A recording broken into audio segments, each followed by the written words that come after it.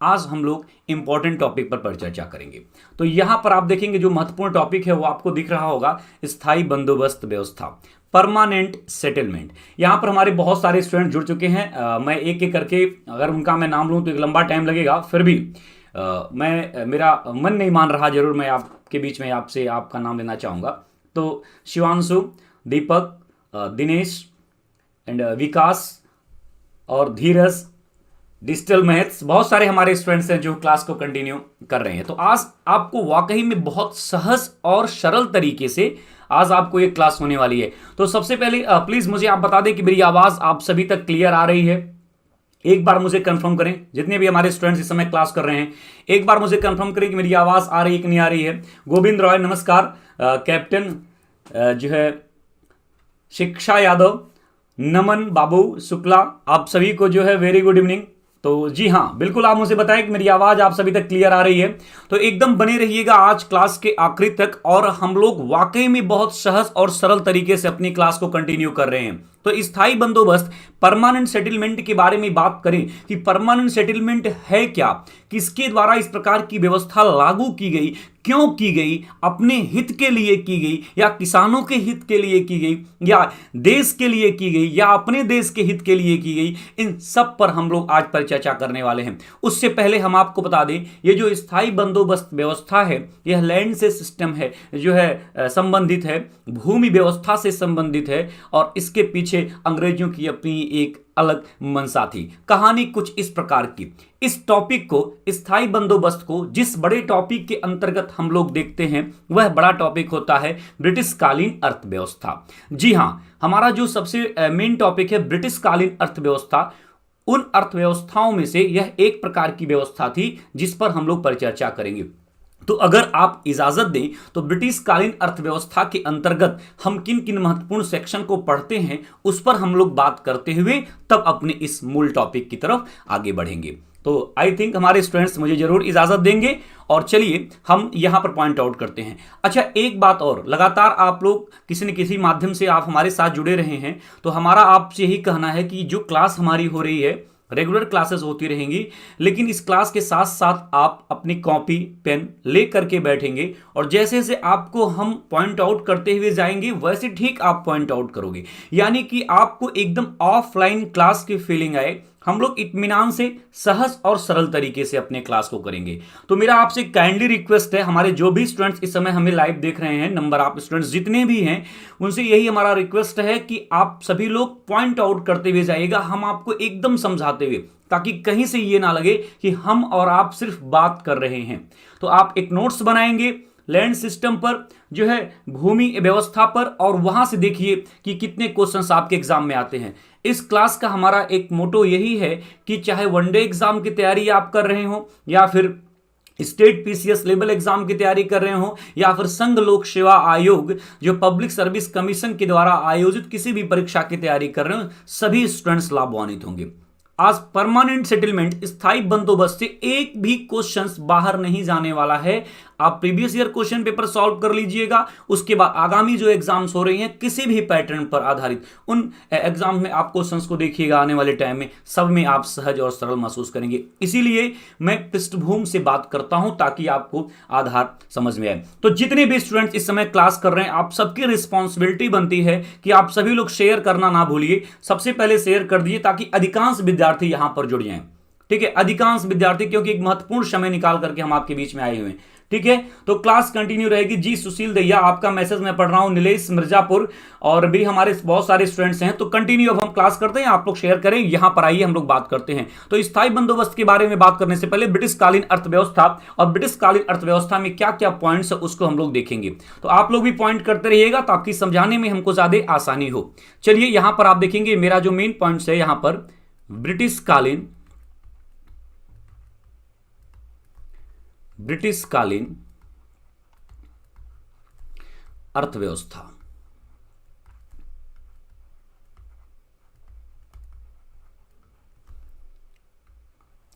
Economic system in British period. अब ये जो ब्रिटिश कालीन अर्थव्यवस्था है, यानी कि हिंदुस्तान में जब ब्रिटिश ईस्ट इंडिया कंपनी का शासन था, उस समय की मैं बात कर रहा हूं, यानी कि ब्रिटिश काल की बात कर रहा हूं, जब कंपनी का शासन था। कंपनी ने अपनी व्यापार बिजनेस, अपनी आमदनी को बढ़ाने के लिए, ठीक है, अपने आप को मजबूत करने के लिए, अधिक से अधिक टैक्स प्राप्त करने के लिए जिस प्रकार की व्यवस्था को डेवलप किया, उस प्रकार की व्यवस्था ब्रिटिश कालीन अर्थव्यवस्था के अंतर्गत देखी जाएगी। और इस व्यवस्था के अंतर्गत उसने जिस पॉलिसी को अपनाया, जिस नीति को अपनाया, उसे ब्रिटिश आर्थिक नीति के रूप में जाना जाता है। यानी कि इसके अंतर्गत जो दूसरा हेडिंग बनेगा, ब्रिटिश आर्थिक नीति। ब्रिटिश आर्थिक नीति। आप सभी लोग भी पॉइंट आउट करते हुए चलिएगा, हम यहां पर पूरे ऑफलाइन क्लास की फीलिंग हमारे स्टूडेंट्स को आनी चाहिए। यानी कि ब्रिटिश आर्थिक नीति जो बनी, यानी कि ब्रिटिश ईस्ट इंडिया कंपनी ने जो अर्थव्यवस्था को लेकर के जो पॉलिसी बनाई, उसे ब्रिटिश आर्थिक नीति कहा जाता है। और ब्रिटिश आर्थिक नीति सदैव इस बात को ध्यान में रखिएगा कि ब्रिटिश ईस्ट इंडिया कंपनी अपने हित को सर्वोपरि रखते हुए, अपने हित को केंद्र में रखते हुए ही व्यवस्था बनाएगी। और इस बात को भी आप ध्यान रखिएगा, इस पॉलिसी के अंतर्गत हिंदुस्तान से अधिक धन का निष्कासन होगा। अब इनकी ब्रिटिश आर्थिक नीति जो है कृषि क्षेत्र में भी लागू होगी, इंडस्ट्री में भी लागू होगी और अदर महत्वपूर्ण सेक्टर में भी लागू होगी। और सब जगह इनकी यही प्रायोरिटी रहेगी कि अधिक से अधिक इन्हें आर्थिक लाभ प्राप्त हो सके। तो ब्रिटिश ईस्ट इंडिया कंपनी ने जो अर्थव्यवस्था को लेकर के, अपनी विकास के लेकर के जो पॉलिसी अपनाई, उसे ब्रिटिश आर्थिक नीति के अंतर्गत देखेंगे। इनमें से कौन कौन सी नीतियां थीं जिससे ब्रिटिश ईस्ट इंडिया कंपनी अधिक समृद्ध रही।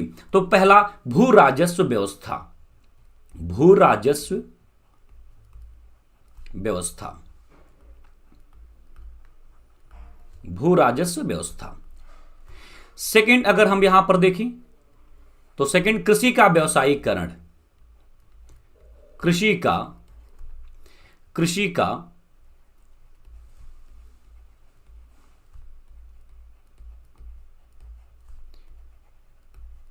व्यवसायीकरण, कृषि का व्यवसायीकरण। तीसरा आप देखेंगे इस पॉलिसी के अंतर्गत जो हम लोग पढ़ेंगे, विऔद्योगीकरण, डी इंडस्ट्रियलाइजेशन, विऔद्योगीकरण, विऔद्योगीकरण। चौथा पॉइंट आप यहां पर देख सकते हैं, इसके अंतर्गत क्या पढ़ेंगे, रेलवे का विकास। हालांकि आपको लग रहा होगा रेलवे का विकास भारत के हित के लिए किया गया था, बट ऐसा नहीं है। रेलवे का विकास, इसको भी हम लोग पढ़ेंगे। इसके बाद जो अगला पॉइंट्स है, पांचवा पॉइंट्स हम लोग कह सकते हैं, वह है जो है धन का निष्कासन। धन का निष्कासन। तो आपको एकदम इत्मीनान से क्लास को करना है। यह जो हमारी क्लास हो रही है, मैं पुनः आप सभी को बता दूं कि इसको आप अच्छे से समझो कि ये वनडे एग्जाम्स के लिए भी है, जो है स्टेट पीसीएस के लिए भी है और आईएएस एग्जाम के लिए। सभी प्रकार की परीक्षाओं में यहां से एक भी क्वेश्चंस बाहर नहीं जाएगा। और इस क्लास को कंप्लीट करने के बाद हम दोबारा से आपसे क्वेश्चंस पूछेंगे, ठीक है। तो जितने भी स्टूडेंट्स क्लास करें समझेंगे। तो ब्रिटिश कालीन अर्थव्यवस्था के अंतर्गत हम लोग ब्रिटिश आर्थिक नीति यानी कि ब्रिटिश इकोनॉमिक पॉलिसी पर बात करेंगे।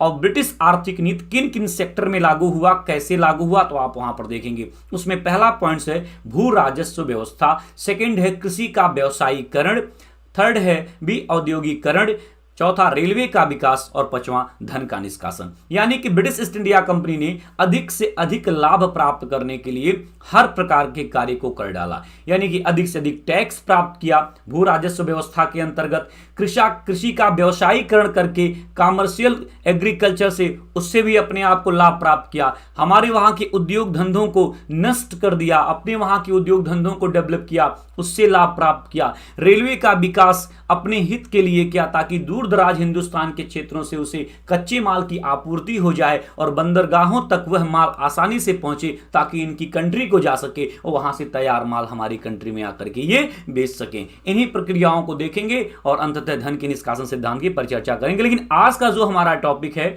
मैं आपको फिर बता दूं, परमानेंट सेटलमेंट, स्थायी बंदोबस्त। तो जो स्थायी बंदोबस्त जो हमारी टॉपिक है, वह टॉपिक भू राजस्व व्यवस्था के अंतर्गत आएगी। किसके अंतर्गत? भू राजस्व व्यवस्था के अंतर्गत। तो चलिए आज हम इस सेगमेंट पर आपसे परिचर्चा करें। आप हमारे कुछ स्टूडेंट्स मैसेज लिख रहे हैं, विकास सर मैं आपका स्टूडेंट्स हूं 44 बैच का, ओके, और बहुत बहुत धन्यवाद, बहुत थैंक यू विकास, आपके मैसेज को हमने रीड कर लिया। और once again thank you Ankit Verma, thank you very much, thank you very much. तो चलिए यहां पर अब हमारा पॉइंट्स होगा भू राजस्व व्यवस्था। तो यहां पर हम लोग भू राजस्व व्यवस्था की बात करते हैं।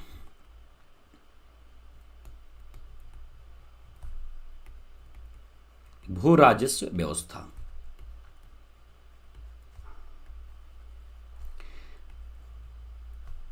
देखिए भू राजस्व व्यवस्था में यानी कि ब्रिटिश ईस्ट इंडिया कंपनी, सीधी सी बात समझना है, ब्रिटिश ईस्ट इंडिया कंपनी ने भूमि से जो अपने लिए राजस्व की व्यवस्था की उसे भू राजस्व व्यवस्था के रूप में जाना जाता है। सीधी सी बात है, लैंड से अधिक टैक्स प्राप्त करने की जो व्यवस्था रही ब्रिटिश ईस्ट इंडिया कंपनी की, उसको इसके अंतर्गत देखेंगे। तो भू राजस्व व्यवस्था में 3 ऐसी व्यवस्था इन्होंने लागू की जिससे अधिक से अधिक इन्होंने लाभ प्राप्त किया। तो पहला आप यहां पर देखेंगे, पहला है स्थायी बंदोबस्त, स्थायी बंदोबस्त जिसे हम लोग परमानेंट सेटलमेंट कहते हैं, ठीक है। सेकेंड व्यवस्था है रैयतवाड़ी, रैयतवाड़ी सिस्टम, रैयतवाड़ी व्यवस्था। और तीसरा है महलवाड़ी व्यवस्था, महलवाड़ी व्यवस्था। तो अब आपको समझ में आ गया होगा कि हम लोग किस टॉपिक पर बात करेंगे। तो भू राजस्व व्यवस्था के अंतर्गत हम लोग जो है स्थायी बंदोबस्त पर बात करेंगे, ठीक है, परमानेंट सेटलमेंट पर। चलिए अब हम डायरेक्ट चलते हैं स्थायी बंदोबस्त। तो स्थायी बंदोबस्त की कहानी को शुरू किया जाए कि उससे पहले यहीं पर कुछ पृष्ठभूमि हम आपसे बात कर लें तो ज्यादा अच्छा रहेगा, ठीक है। या फिर यूं कहें कि आप यहां पर आए ताकि आप अच्छे से लिख पाएं। तो चलिए मैं यहां पर लिख देता हूं स्थायी बंदोबस्त, स्थायी बंदोबस्त। और लास्ट में मुझे आप जरूर बताएंगे कि आपको समझ में आया कि नहीं आया, ठीक है। स्थायी बंदोबस्त, स्थायी बंदोबस्त की व्यवस्था को आपको पता है कि परमानेंट सेटलमेंट के रूप में भी जाना जाता है।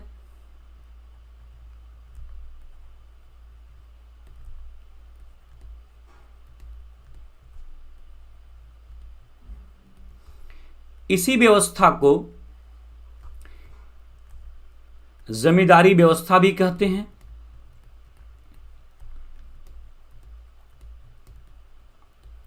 इसी व्यवस्था को इस्तेमरारी व्यवस्था भी कहते हैं।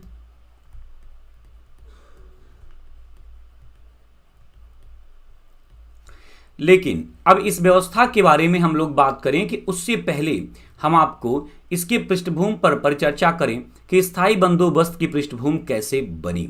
चलिए थोड़ा सा आप यहां पर ध्यान देंगे तो कहानी को हम लोग अच्छे से चलते हैं, ठीक है। अब देखिए कहानी कुछ इस प्रकार की बनती है, बड़ी गौर से इस बात को सुनिएगा। आप सभी स्टूडेंट्स हमारी क्लास किए भी होंगे और हमारे नए भी विद्यार्थी होंगे, सबको मैं ध्यान में रख करके बात कर रहा हूं। दरअसल कहानी हम लोग बंगाल से शुरू करते हैं। हालांकि बहुत विस्तार से हम नहीं जाएंगे, संक्षिप्त में ही हम बात करेंगे क्योंकि हमारा जो मूल टॉपिक है वो स्थायी बंदोबस्त है। कहानी कुछ इस प्रकार की शुरू होती है और आपको याद होगा 1757 1757 ईस्वी 1757 में बंगाल में एक युद्ध हुआ जिसको बैटल ऑफ प्लासी के नाम से जाना जाता है। 1757 ईस्वी में बैटल ऑफ प्लासी के बारे में आप सभी को पता है।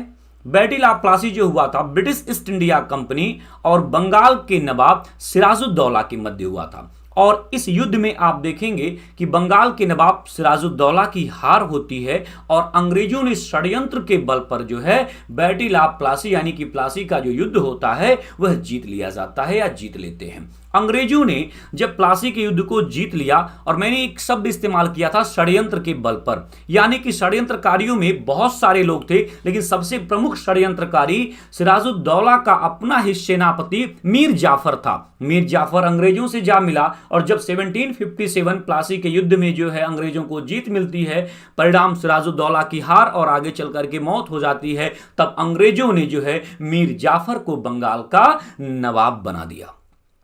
मीर जाफर जब बंगाल का नवाब बना तब कहानी शुरू हो जाती है बंगाल के पतन की। मीर जाफर बंगाल का नवाब बनते ही बंगाल के 24 परगना की जागीर, ठीक है, अंग्रेजों को सौंप दी।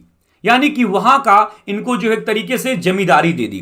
तो पहला पॉइंट आप यहां पर देखेंगे कि जो है 1757 की मैं बात करूं, मीर जाफर द्वारा, यहां से इस पृष्ठभूमि को समझिएगा, मीर जाफर द्वारा 24 परगना, जगह है बंगाल में, 24 परगना की जमींदारी अंग्रेजों को दी गई, अंग्रेजों को प्रदान कर दी गई। अब धीरे धीरे देखिए अंग्रेज कैसे एंट्री करते हैं, प्रदान कर दी गई। ठीक है, कुछ समय के बाद आप देखेंगे तकरीबन 1760 ईस्वी की अगर मैं बात करूं तो 1760 तक मीर जाफर बंगाल का नवाब बना रहा। ऐसे में मीर जाफर बंगाल की अर्थव्यवस्था को डैमेज करता रहा, लुटाता रहा, अंग्रेज लूटते रहे, यह लूटने लुटाने की प्रक्रिया चलती रही। लेकिन एक समय के बाद की मैं बात करता हूं 1760 में, जब मीर जाफर सब कुछ अपना लुटा चुका था, अब लुटाने के लिए उसके पास कुछ नहीं था, जबकि अंग्रेजों को लूटने की आदत लग गई थी। तब अंग्रेजों ने इसके ऊपर दबाव बनाया और मीर जाफर उनकी जो है डिमांड को पूरा नहीं कर पाया। अंततः 1760 ईस्वी में मीर जाफर को कंपनी के लोगों ने जो है नवाब के पद से डिसमिस कर दिया, नवाब के पद से हटा दिया, और 1760 ईस्वी में बंगाल को एक नया नवाब प्राप्त हुआ। जी हां, मैं बात कर रहा हूं मीर कासिम का। 1760 ईस्वी में मीर कासिम बंगाल का नवाब बना। हालांकि उसमें कोई संदेह नहीं कि यह श्रेष्ठ था, मीर कासिम बंगाल के नवाबों में श्रेष्ठ था, लेकिन इसके द्वारा भी जो है कई सारी सुविधाएं अंग्रेजों को प्रदान की गई, परिस्थितियों की वजह से ही प्रदान की गई, लेकिन प्रदान की गई। 1760 ईस्वी में हम आपको बात कर दें कि जब मीर कासिम बंगाल का नवाब बना, तो इस डेट को भी पॉइंट आउट करिएगा कि 1760 ईस्वी में मीर कासिम ने, ध्यान दीजिएगा, मीर कासिम ने अंग्रेजों को वर्धमान, मिदनापुर और चटगांव, ठीक है, यहां से भू राजस्व जो है कलेक्ट करने का अधिकार दे दिया, भू राजस्व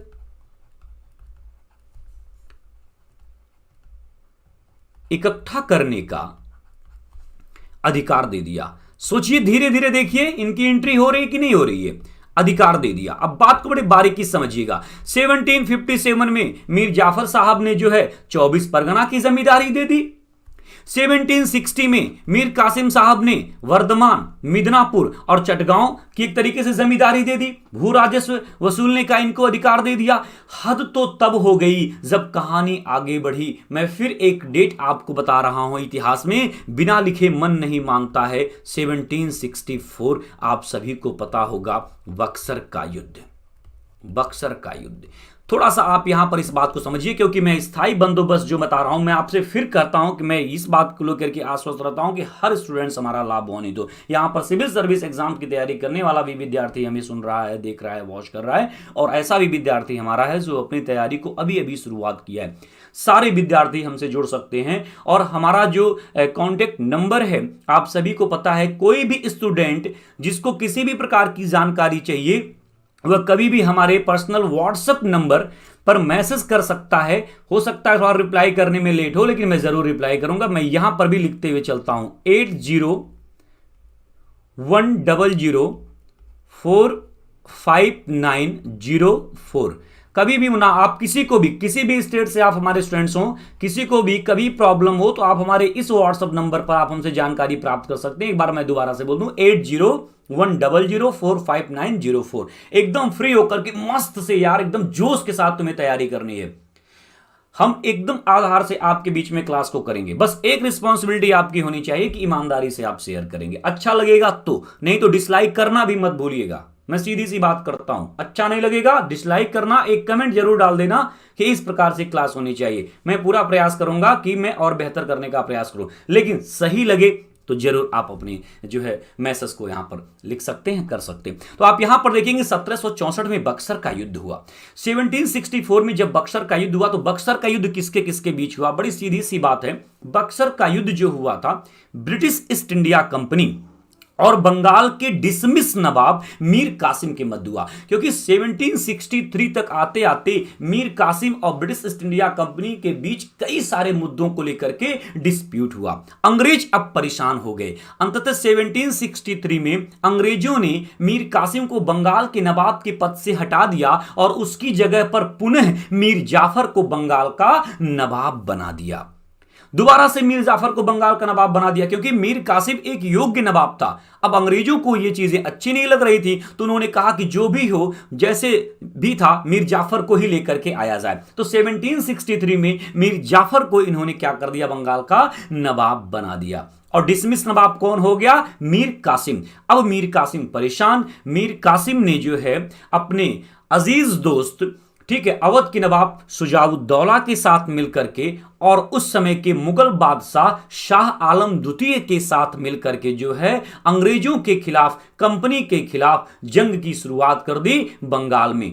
22 अक्टूबर 1764 रण का मैदान बन जाता है बक्सर। एक तरफ कंपनी की सेना में गवर्नर के रूप में, यहां पर नॉट गवर्नर जनरल, गवर्नर के रूप में वेंसी टार्ट है, उसका commander in chief Hector Munro, और दूसरी तरफ आप देखेंगे जो है मीर कासिम, शुजाउद्दौला और शाह आलम द्वितीय।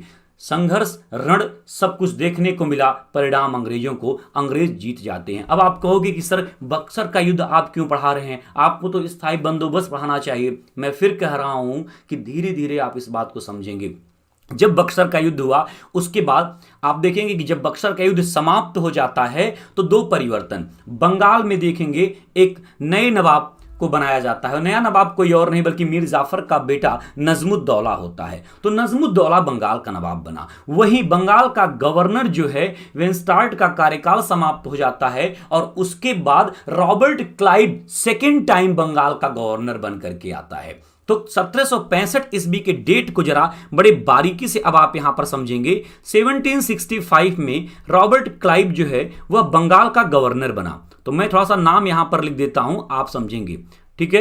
रॉबर्ट क्लाइव ये बंगाल का गवर्नर बनता है। और रॉबर्ट क्लाइव ने 1765 में क्या किया, सबसे महत्वपूर्ण बात सोची। जब ये बंगाल का गवर्नर बना, बक्सर का युद्ध समाप्त हो चुका था। अच्छा, बक्सर के युद्ध में सहयोग किसने किया था डिसमिस नवाब मीर कासिम का? अवध की नवाब शुजाउद्दौला ने और मुगल बादशाह शाह आलम द्वितीय ने।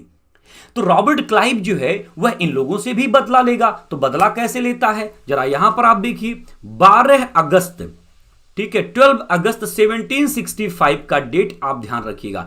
12 अगस्त 1765 को रॉबर्ट क्लाइव और मुगल बादशाह के बीच में एक संधि होगा। तो यहां पर मैं आपको लिख देता हूं रॉबर्ट क्लाइव एक तरफ, ठीक है, यानी कि रॉबर्ट क्लाइव, और एक तरफ मुगल बादशाह शाह आलम द्वितीय, शाह आलम सेकेंड, इनके बीच में संधि होता है। और यह संधि कहां होगा, इलाहाबाद में। कहां होगा भाई, इलाहाबाद में। इसीलिए इसे इलाहाबाद की संधि के रूप में जाना जाता है। हालांकि 4 दिन बाद 16 अगस्त 1765 को रॉबर्ट क्लाइव और अवध के नवाब शुजाउद्दौला के भी मध्य जो है संधि होगा, ट्रीटी होगा इलाहाबाद में, जिसको सेकंड ट्रीटी ऑफ इलाहाबाद के नाम से जाना जाएगा। लेकिन यहां पर मैं शाह आलम द्वितीय की बात, इसी संधि में क्या हुआ था कि कंपनी ने शाह आलम द्वितीय से, ठीक है, कंपनी ने शाह आलम द्वितीय से बंगाल, बिहार प्लस उड़ीसा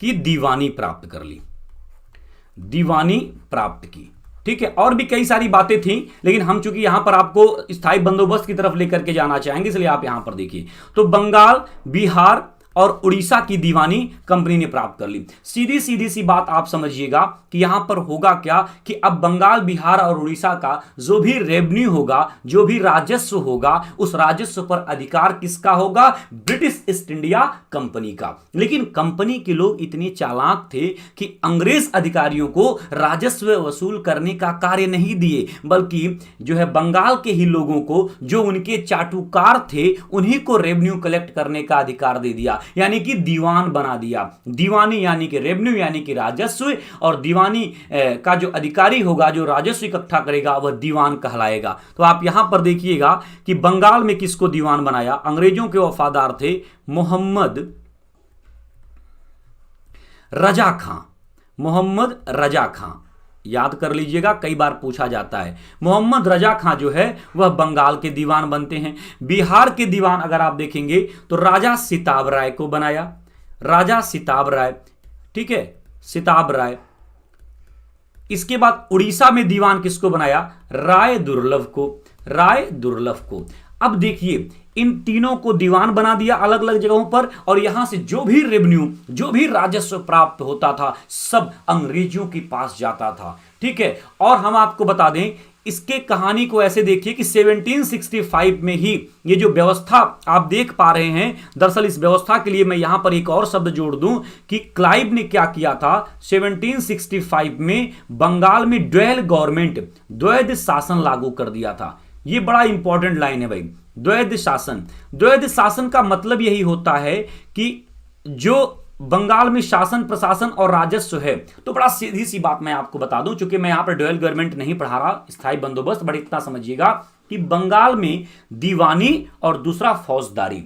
दीवानी यानी कि राजस्व और रेवेन्यू, तो राजस्व और रेवेन्यू पर नियंत्रण कंपनी और उनके अधिकारियों का, उनके अपने लोगों का हुआ, और जो है फौजदारी का मैटर था, एडमिनिस्ट्रेशन का मैटर था, प्रशासन का मैटर था, उसको नवाब के हाथों में दे दिया। मतलब कि नवाब के पास उत्तरदायित्व बहुत था लेकिन अधिकार नहीं था, और कंपनी के पास अधिकार अपार था लेकिन कोई उत्तरदायित्व नहीं था। यानी कि कंपनी ने रेवेन्यू पर अपना अधिकार किया और फौजदारी वाला मैटर नवाब साहब को दे दिया। तो बंगाल की व्यवस्था को दो पार्ट में यहां पर देखेंगे, इसीलिए इसको ड्वेल गवर्नमेंट कहा जाता है, द्वैध शासन कहा जाता है। 1765 से मैं आपको बता दूं कि इस ड्वेल गवर्नमेंट की व्यवस्था से बंगाल से इतना अधिक धन का निष्कासन हुआ, इतना अधिक धन का निष्कासन हुआ कि 1770 ईस्वी की बात है, इस बात को थोड़ा सा आप गौर से समझिएगा। 1770 में बंगाल में अकाल पड़ा, और हैरान कर देने वाली बात इस प्रकार की है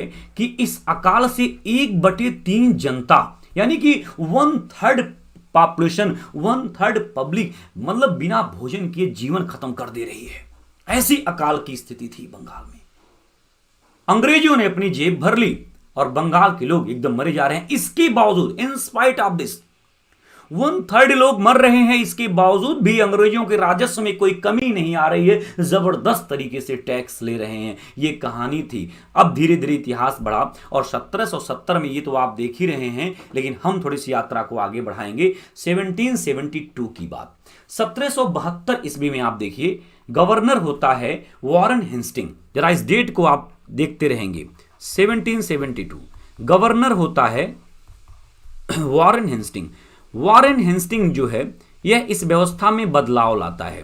क्या करता है? बदलाव लाता है, और 1772 में जो है द्वैध शासन को समाप्त कर देता है। द्वैध शासन को समाप्त कर देता है। अब जब द्वैध शासन को समाप्त कर देगा तो वॉरेन हेस्टिंग्स आगे क्या करेगा? इसके बाद इसने पंचशाला बंदोबस्त किया। क्या किया? पंचशाला बंदोबस्त, वॉरेन हेस्टिंग्स ने। तो आप यहां पर थोड़ा सा इस पॉइंट्स को आप देखेंगे, पंचशाला बंदोबस्त। अब ये क्या है मैं आपको बता रहा हूं, पंचशाला बंदोबस्त। तो वॉरेन हेस्टिंग्स के द्वारा पंचशाला बंदोबस्त किया गया। किसके द्वारा? वॉरेन हेस्टिंग्स के द्वारा। मैं फिर कह रहा हूं कि हमारा वही विद्यार्थी बेहतर कर पाएगा जो हमारे साथ क्लास नोट्स बनाएगा। वॉरेन हेस्टिंग्स ने 5 वर्ष के लिए जो व्यवस्था लागू की उसे पंचशाला सिस्टम कहते हैं। यानी कि आप देखेंगे 72, 73, 74, 75, 76, तो 1, 2, 3, 4, 5, 5 वर्षों के लिए जो व्यवस्था लागू की वह पंचशाला बंदोबस्त। और इसमें इसने किया क्या? इसमें जमीन इसने जमींदारों से लेकर किसको दे दिया? ठेकेदारों को। अब हुआ क्या? इसी को इजारेदारी भी कहते हैं। इजारेदार, ठेकेदारों को दे दिया। अब ठेकेदारों को, उन्हीं ठेकेदारों को जमीन दिया जिसने अधिक दामों पर नीलामी की। तो ठेकेदार जो थे वह अधिक नीलामी की वजह से वो भी जो है अवशोषण करने लगे, लेकिन बहुत अधिक लाभ उनको भी नहीं प्राप्त हो रहा था, और बंगाल की व्यवस्था कोई स्थिर नहीं हो पा रही थी, स्थायित्व नहीं हो पा रही थी। अंत में आप देखेंगे कि 1776 ईस्वी में जो है इस व्यवस्था को समाप्त कर दिया गया। क्या कर दिया गया? समाप्त कर दिया गया। किसने किया? वॉरेन हेस्टिंग्स ने समाप्त कर दिया। और इसकी जगह पर एक वर्ष की व्यवस्था लागू की, एक वर्षीय व्यवस्था लागू की। क्या की? एक वर्षीय व्यवस्था। लेकिन यह भी सफल नहीं हो पाई, यह भी सफल नहीं हो पाई। अंत में हम आपको बताएं, एक नई कहानी तब मोड़ लेती है जब आप इस घटना को देखिए। हुआ क्या कि आप इस बात को देखेंगे कि 1784 ईस्वी की बात है। पिट्स इंडिया एक्ट के बारे में आप सभी लोगों ने सुना होगा। 1784 ईस्वी में पिट्स इंडिया एक्ट आया। 1784 में पिट्स इंडिया एक्ट। देखिए होता क्या है, आपको स्थायी बंदोबस्त की क्लास, लेकिन इतनी पृष्ठभूमि इसलिए हमें बतानी पड़ रही है ताकि आपसे क्वेश्चंस गलत ना हो। 1784 में पिट्स इंडिया एक्ट आया और इस पिट्स इंडिया एक्ट में क्या कहा गया था कि अरे भाई, बंगाल में कोई स्थायित्व व्यवस्था लागू की जाए। ये ऐसे कैसे काम चलेगा? तो 1784 के पिट्स इंडिया एक्ट में सुझाव दिया गया कि बंगाल में स्थायी भूमि प्रबंध करिए। क्या कहा गया? स्थायी भूमि प्रबंध। तो इस पॉइंट को लिख लीजिए कि बंगाल में स्थायी भूमि प्रबंध किया जाए। अब 1784 में पिट्स इंडिया एक्ट में यह बात कहा गया। धीरे धीरे समय निकला और 1786 ईस्वी में बंगाल का गवर्नर जनरल बनता है लॉर्ड कॉर्नवालिस। लॉर्ड कॉर्नवालिस, समझिएगा बात को। लॉर्ड कॉर्नवालिस जो है वह गवर्नर जनरल बनता है। तो जब लॉर्ड कॉर्नवालिस बंगाल का गवर्नर जनरल बनकर के आया तो अब उसको पिट्स इंडिया एक्ट वाली बात तो याद था, क्योंकि पिट्स इंडिया एक्ट में क्या कहा गया था कि बंगाल में स्थायी भूमि प्रबंध किया जाए। इस बात को समझिएगा कि बंगाल में स्थायी भूमि प्रबंध किया जाए। अब जब लॉर्ड कॉर्नवालिस बंगाल का गवर्नर जनरल बनकर के आया, देखिए मैं यहां पर एक शब्द बोल रहा हूं गवर्नर जनरल, मैं उसके बारे में हिंट करते हुए चलूं।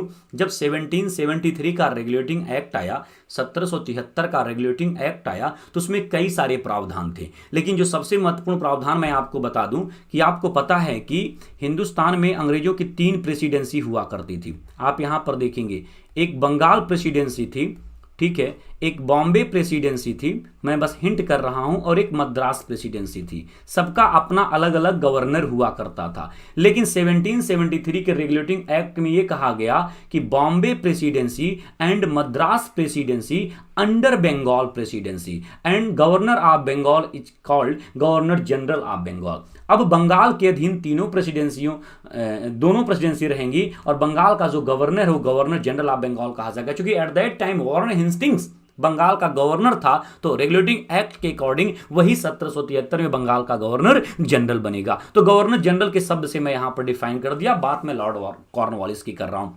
तो लॉर्ड कॉर्नवालिस 1786 में गवर्नर जनरल बनकर के आया और उसको किस बात का ध्यान था? 1784 के पिट्स इंडिया एक्ट का, कि बंगाल में स्थायी भूमि प्रबंध किया जाए। तब आप यहां पर देखेंगे कि 1786 में जो है लॉर्ड कॉर्नवालिस ने भू राजस्व नीति को धारदार बनाने हेतु रेवेन्यू बोर्ड की स्थापना की। तो इस पॉइंट को लिखिएगा, 1786 में कॉर्नवालिस ने भू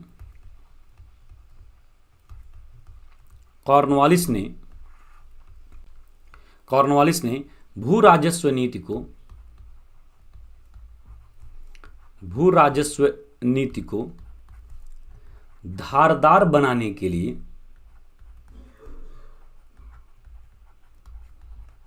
धारदार बनाने के लिए जो है रेवेन्यू बोर्ड की स्थापना की। ठीक है, और सुझाव के लिए कि क्या किया जाए, 2 लोगों की कमेटी बैठाई कि कैसे क्या किया जाए। तो सुझाव हेतु 2 लोगों ने विचार दिया। कौन कौन से लोग थे? तो एक थे जॉन सोर। देखिए जॉन सोर मत लिखिएगा आप लोग, ध्यान दीजिए, जॉन सोर। और दूसरे हैं जेम्स ग्रांड। क्वेश्चंस मैं फिर कह रहा हूं माय डियर स्टूडेंट्स, अगर आप बेहतर करने का प्रयास करेंगे तो मैं सच बता रहा हूं कि एक क्वेश्चंस गलत नहीं होने दूंगा। जितने भी एग्जाम हो रहे हैं, हिस्ट्री सब्जेक्ट से कोई भी क्वेश्चंस आ रहा है, सबको कवर करने का प्रयास करेंगे, चाहे 25 किताबों का अध्ययन करना पड़े अब तक अध्ययन के बावजूद, तो भी मैं करूंगा। बस बेहतर करने का प्रयास, आपका रिजल्ट, और आप अपने मैसेज के माध्यम से सफलता के बाद जरूर आप हमें रिजल्ट अपने बताइएगा। ठीक है, तो यहां पर आप देखेंगे हमारे बहुत सारे स्टूडेंट्स मैसेज भी कर रहे हैं, बट मैं आप में से कई सारे लोगों का मैसेज पढ़ नहीं पा रहा हूं, तो बुरा मत मानिएगा माय डियर स्टूडेंट्स। मैं बिल्कुल बाद में भी आपके मैसेज का जवाब दूंगा। जो है दीपक, नमन, कुलदीप जो है, thank you very much. Aarti Sharma, very good evening. जो है Suruchi and S records, Sushil Dahiya, thank you very much. तो आप यहां पर देखिए, तो 1786 में रेवनी बोर्ड की स्थापना की गई, लॉर्ड कॉर्नवालिस। तो जॉन सोर और जेम्स ग्रांट को अपनी विचार व्यक्त करने की बात आती है। जॉन्स, अब होता क्या था कि जो जमींदार थे उनको उनके साथ क्या किया जाए, क्योंकि भूमि तो अंग्रेजों के पास थी, तो अंग्रेज अब भूमि को ट्रांसफर कर रहे थे कि किसको दें ताकि वह हमें कर इकट्ठा करके दे। तो जॉन सोर ने कहा कि जो जमींदार वर्ग है, यह भूमि जो है बंगाल की, जो बंगाल बिहार उड़ीसा की जो भूमि है, विशेष करके आप यहां पर देख पा रहे हैं, इसको जमींदारों को हैंड ओवर कर दीजिए और भूमि का मालिकाना हक जमींदारों को दे दीजिए और कहिए एक टैक्स निर्धारित कर दीजिए, जमींदार अपना टैक्स आपको देता रहेगा और आप संतुष्ट रहेंगे। जॉन सोर का कहने का मतलब था कि भूमि का मालिकाना हक जमींदारों को दे दीजिए और सीधे उन्हीं से आप टैक्स निर्धारित कर लीजिए। जबकि जेम्स ग्रांट कहता है कि जमींदारों को भूमि का मालिक मत बनाइए, इनको सिर्फ कर संग्रहकर्ता के रूप में ही देखिए। दोनों के बीच में पर्याप्त मतभेद आपको दिख रहा है। एक तरफ जॉन सोर आप यहां पर देख पा रहे हैं कि जो जमींदार है इसको भूमि का क्या करना है भाई, भूमि का मालिक बना देना चाहिए, जबकि यह क्या बोलता है कि जो जमींदार हैं,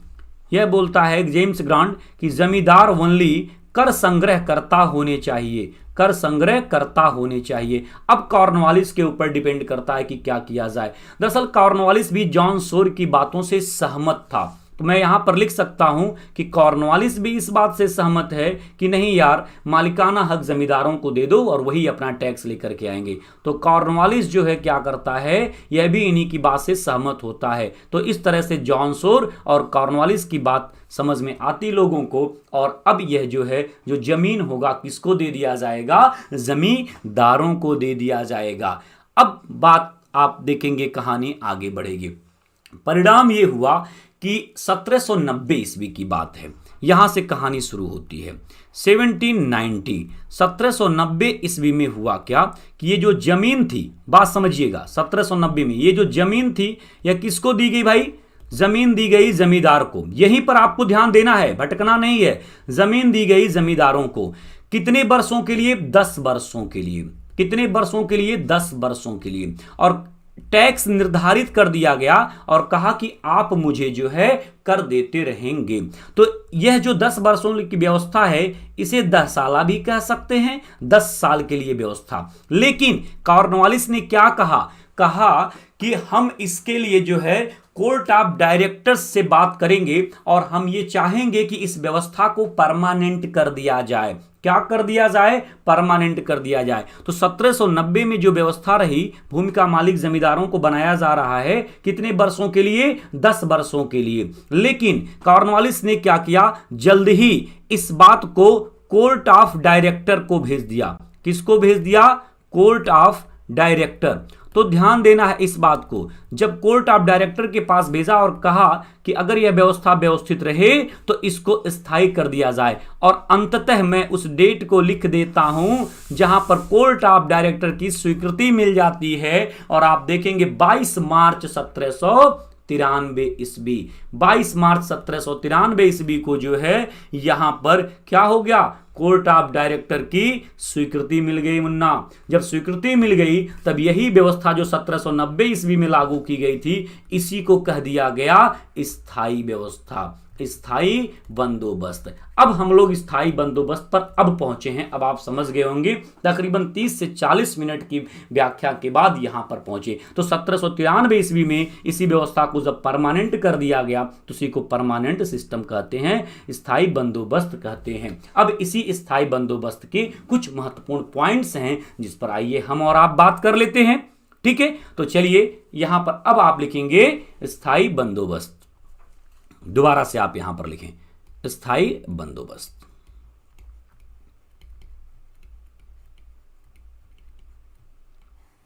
तो स्थायी बंदोबस्त की अगर बात की जाए तो इसको किसने लागू किया भाई, ये लागू किया गया कॉर्नवालिस के द्वारा, कॉर्नवालिस के द्वारा। ठीक है, एक और बात बताऊं, 1794 ईस्वी में कॉर्नवालिस ने एक सूर्यास्त कानून लागू किया था। सूर्यास्त कानून, ये इसी से रिलेटेड है। सूर्यास्त कानून क्या था, मैं आपको संक्षिप्त में बता दूं। बिल्कुल सुरुचि क्लास को कंटिन्यू रखेंगे, बट आप शेयर करना भी नहीं भूलेंगे, आप लोग शेयर भी करते रहेंगे। हुआ क्या कि कॉर्नवालिस जब इस प्रकार की व्यवस्था को लागू करता है तो कई जमींदार ऐसे होते हैं जो समय से टैक्स नहीं जमा कर पाते। पूरी स्थायी बंदोबस्त की कहानी मैं आपको बताऊंगा, बस बीच बीच में यहां पर मैं आपको बता दूं, या फिर हम उस पॉइंट को लिख लेते हैं ताकि आपको समझाएं तो ज्यादा अच्छा है। चलिए ये भी सही है। तो यहां पर एक पॉइंट लिखिएगा, सूर्यास्त कानून। इसके बाद आप यहां पर देखेंगे इस व्यवस्था के अंतर्गत जमीन का मालिक कौन है भाई? जमीन का मालिक, जमीन का मालिक जमींदार है, जमींदार। ठीक है, इस व्यवस्था में जो है, जो टैक्स है, कर है, वो कितना कंपनी लेती थी?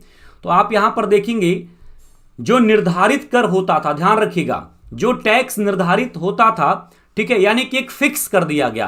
तकरीबन मैं आपको बता दूं, जो फिक्स किया था तो उसके एग्जैक्ट रेट को नहीं हम समझ पाते इसलिए क्योंकि अलग अलग बातें कही गई हैं, लेकिन आप इस बात को मानेंगे तकरीबन 3 करोड़ रुपए ये फिक्स किए गए। तो टैक्स का 10/11 यानी कि 10/11 ये कंपनी के अधिकार में जाएगा। किसका? उत्पादन का नहीं, उत्पादन का नहीं, जो टैक्स निर्धारित कर दिया गया, जो टैक्स फिक्स कर दिया गया, उस टैक्स का 10/11 कंपनी के पास और 1/11 1/11 किसके पास रहेगा भाई? जमींदार के पास रहेगा। तो स्थायी बंदोबस्त में 10/11 और 1/11 ये था, यानी कि 10/11 कंपनी के पास, 1/11 जमींदार के पास। दूसरी एक बात और मैं आपको बता दूं, फिर मैं आगे इस पर क्लियर करते हुए आगे बढ़ूंगा। स्थायी बंदोबस्त कहां कहां लागू हुआ, तो जरा उस स्थान के बारे में भी आप पॉइंट कर लें, फिर मैं डिटेल में आपको समझा दूंगा। तो आप देखेंगे बंगाल, ठीक है, plus Bihar, plus Orissa, plus Uttar Pradesh, Uttar Pradesh का बनारस डिवीजन, ध्यान रखिएगा, बनारस डिवीजन, प्लस गाजीपुर। इसके अलावा दक्षिण में कर्नाटक, कर्नाटक का भी कुछ क्षेत्र था। इन जगहों पर जो है यह व्यवस्था लागू की गई। अब जरा देखिए इसमें कि कहानी क्या थी, हम आपको बता दें, उसके बाद 10 मिनट के बाद आपकी क्लास कंप्लीट हो जाएगी, फिर आपका फीडबैक जरूर आना चाहिए। हुआ क्या कि इस व्यवस्था में गवर्नमेंट ने क्या किया कि टैक्स को निर्धारित कर दिया, फिक्स कर दिया, तकरीबन 3 करोड़। हम आपको बता दें कि जमींदारों ने क्या किया, 13 करोड़ तक रुपए जो है वसूल किए। 13 करोड़ रुपए तक की संपत्ति जमींदारों ने जो है इकट्ठा किया। कंपनी को तो 3 करोड़, उसमें भी 1/11 अपने पास ले रहे हैं। इसके अलावा सोचिए कि कंपनी ने टैक्स निर्धारित, यहां पर कंपनी की मैं तारीफ तो नहीं कर रहा हूं, लेकिन मैं इतना बता दूं कि कंपनी उतना शोषण नहीं की किसानों की इस समय जितना कि जमींदार करने लगे। जमींदार जबरन टैक्स बहुत ज्यादा वसूल किया करते थे और कहानी ऐसी बनती है कि किसानों की स्थिति खराब हो जाती है। यहां पर लेकिन कुछ जमींदार ऐसे थे जिनकी मैं तारीफ करूंगा, जो किसानों को परेशान नहीं करते थे। अब उन जमींदारों के लिए क्या हुआ, उन जमींदारों के लिए जो किसानों के लिए अच्छा कार्य करते थे, कंपनी उनके लिए 1794 ईस्वी में एक कानून बना दी, सूर्यास्त कानून। इसमें हुआ क्या, यह कह दिया गया कि एक निश्चित डेट फिक्स कर दिया गया और कहा गया कि अगर उस निश्चित डेट तक अगर जमींदार लोग टैक्स नहीं जमा करेंगे तो उनकी जमींदारी छीन ली जाएगी। ऐसे में कई सारे जमींदारों की जमींदारी छीन ली गई और उनकी जगह पर जो है नए जमींदारों का उदय हुआ। और ऐसे जमींदार जिनकी जमींदारी ना जाने पाए, उन लोगों ने किसानों से जबरदस्ती टैक्स वसूलना शुरू कर दिया, किसानों को परेशान होकर के। तो कहने का मतलब किसान तो पिसा ही जा रहा है, कुछ अच्छे जमींदार भी चले गए और उनकी जगह पर नए बेईमान जमींदार आ गए। और दूसरा, इस कानून के बन जाने से जो कुछ जमींदार थोड़े से मतलब बहुत ज्यादा जबरदस्ती नहीं करते थे, वो भी किसानों के साथ जबरदस्ती करने लगे। और 1794 ईस्वी में कॉर्नवालिस ने इस कानून को लागू कर दिया ताकि समय से जो है उसको कर प्राप्त हो सके। लेकिन एटलीस्ट आप देख पा रहे हैं कि शोषण किसानों का हो रहा है। तो इसमें इस व्यवस्था को कॉर्नवालिस के द्वारा 1794 सूर्यास्त कानून स्थायी बंदोबस्त जुड़ा हुआ है। जमीन का मालिक इसमें जमींदार होता था। जो टैक्स होता था, जो कर निर्धारण किया जाता था, उसका 10/11 जो है कंपनी के पास जाता था, 1/11 जमींदार के पास जाता था। इस प्रकार की व्यवस्था कहां कहां लागू थी? तो बंगाल में, बिहार में, उड़ीसा में, उत्तर प्रदेश, बनारस डिवीजन, गाजीपुर और कर्नाटक में ऐसी व्यवस्था लागू थी। और एक प्रश्न और बनता है कि स्थायी बंदोबस्त ब्रिटिश भारत के कितने भूभाग पर लागू थी? तो मैं यह भी आपको बता दूं कि 19% ब्रिटिश भूभाग पर यह व्यवस्था लागू थी। 19% ब्रिटिश भूभाग पर यह व्यवस्था लागू थी। यह व्यवस्था लागू थी। यानी कि आप यहां पर देखेंगे इस बात को, जैसे अगर हम मान लें कि यह पूरा का पूरा ब्रिटिश भूभाग है, बात को समझिएगा। ब्रिटिश भूभाग का मतलब कि जिन क्षेत्रों पर ब्रिटिश ईस्ट इंडिया कंपनी का नियंत्रण था, तो ये पूरा का पूरा हम मान लेते हैं ब्रिटिश भूभाग है और इसके 19% क्षेत्र पर यह व्यवस्था लागू थी। इसके बाद आप यहां पर देखेंगे कि तकरीबन ये 51% जो क्षेत्र है, हम इसको आगे पढ़ेंगे, यहां पर रैयतवाड़ी व्यवस्था लागू हो जाएगी।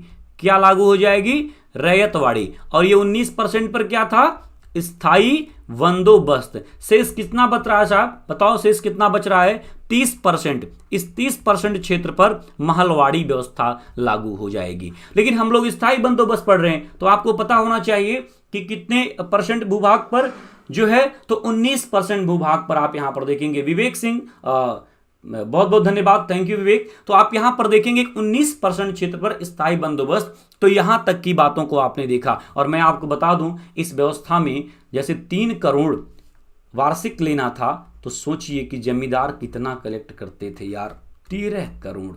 क्या किसानों की स्थिति रही होगी? किसान बहुत ज्यादा परेशान।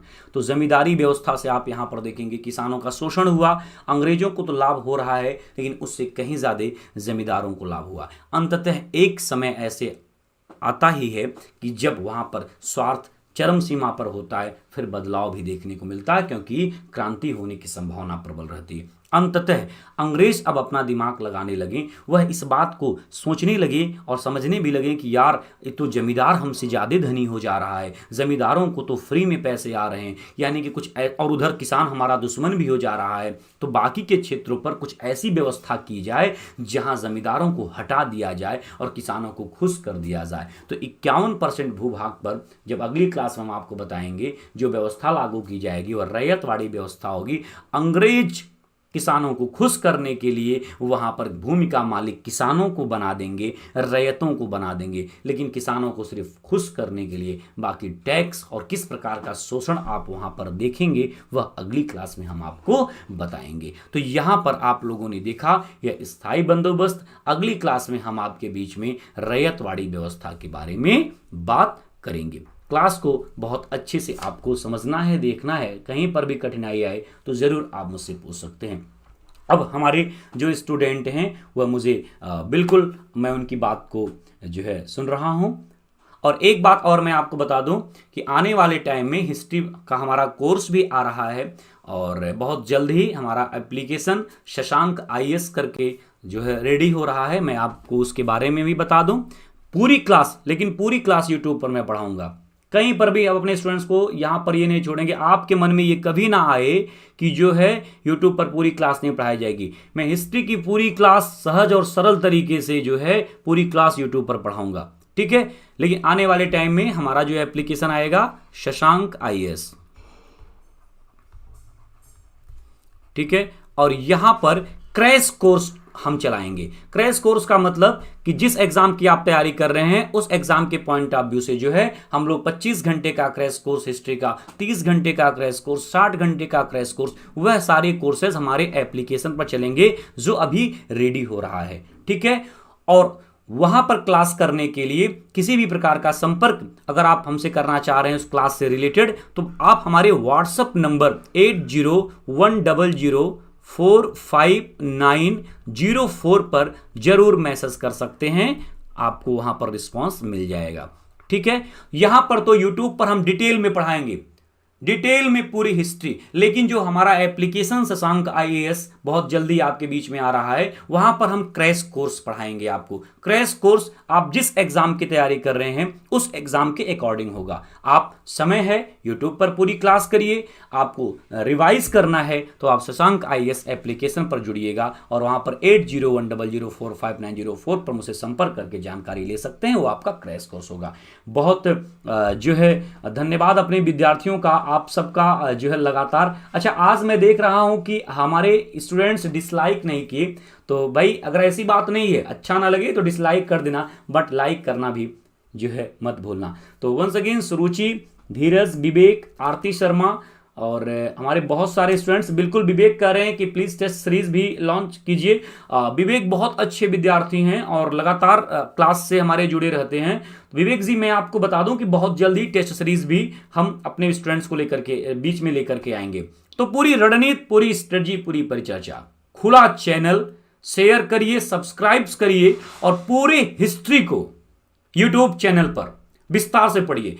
स्थायी बंदोबस्त तक पहुंचने से पहले पूरी पृष्ठभूमि हमने आपको बताई है और यहां पर हमें उम्मीद है कि हमारे विद्यार्थियों को कई सारे पॉइंट समझ में आए होंगे, और नहीं भी आएगा तो भी आप मुझे बताइएगा, ठीक है। बस नोट्स आप लोग बनाते रहिएगा। इसके अलावा मैं आपको फिर बता रहा हूं कि नोट्स की जो बात है वह हिंदुस्तान में अधिकांश श्रेष्ठ शिक्षण संस्थान हैं जहां पर अच्छे अच्छे नोट्स उपलब्ध हैं। अगर आपको नहीं प्राप्त होंगे आप मुझे मैसेज करिएगा, हम आपको प्रयास करेंगे कि अच्छे नोट्स आपको अवेलेबल हो जाएं, ठीक है। बाकी जो मैं यहां पर क्लास कर रहा हूं, लिखा रहा हूं, आप उसको पॉइंट आउट करते हुए चलिएगा, ठीक है। तो बाकी और कोई क्वेश्चंस अगर आपके मन में हो तो जरूर मुझे आप बताएं। बाकी आई होप कि आज की क्लास आप सभी स्टूडेंट्स को बेहतर लगी होगी, अच्छी लगी होगी। तो माय डियर स्टूडेंट्स, क्लास को शेयर करना मत भूलिएगा, लाइक, सब्सक्राइब, ये सब आपसे होने चाहिए। तो बहुत बहुत धन्यवाद, thank you very much, once again thank you very much.